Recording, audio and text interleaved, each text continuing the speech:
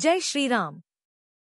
हरि ओम मित्रों, आपका स्वागत है हमारे भक्ति आधारित चैनल में, जहां हम धर्म ग्रंथों के अद्भुत ज्ञान से जीवन के कठिन प्रश्नों के उत्तर ढूंढते हैं।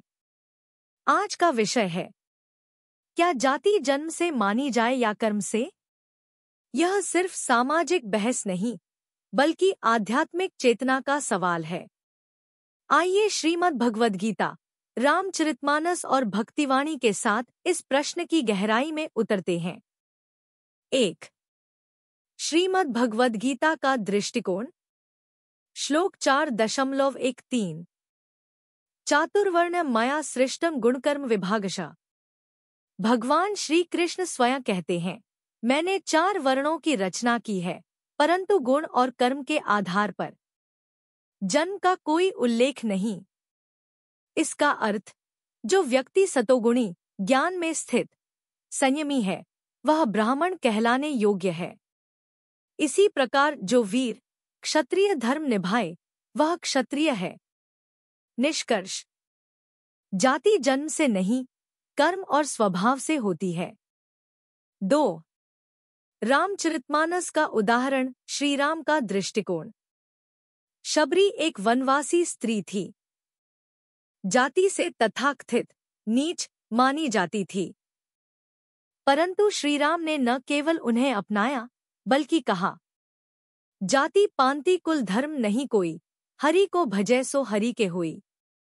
अरण्यकांड।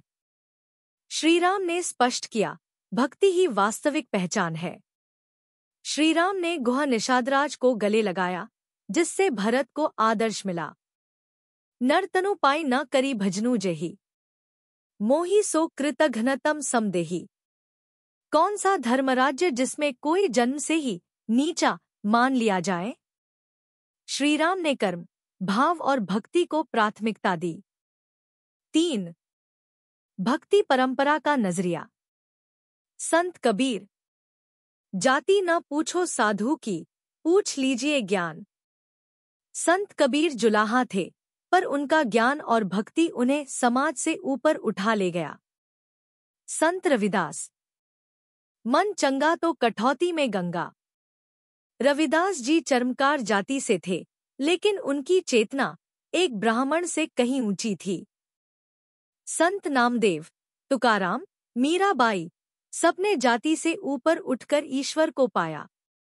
भक्तों की जाति ईश्वर नहीं पूछता, केवल प्रेम और समर्पण देखता है। 4. तर्क और शास्त्रों से निष्कर्ष। जाति एक सामाजिक व्यवस्था हो सकती है, लेकिन आध्यात्मिक नहीं। कर्म ही असली पहचान है, चाहे वह ब्राह्मण हो या चर्मकार।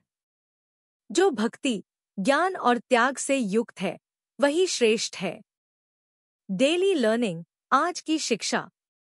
आज हमने यह सीखा कि जन्म से बड़ी होती है चेतना, कर्म से बड़ी होती है भक्ति, जाति से बड़ा होता है समर्पण।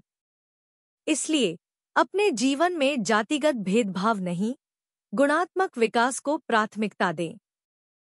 QUIZ time. प्रश्नोत्तरी। प्रश्न, गीता के अनुसार वर्ण व्यवस्था किस आधार पर बनाई गई है? अ. जन्म। बी. कुल। सी. गुण और कर्म। डी. वेद पाठ।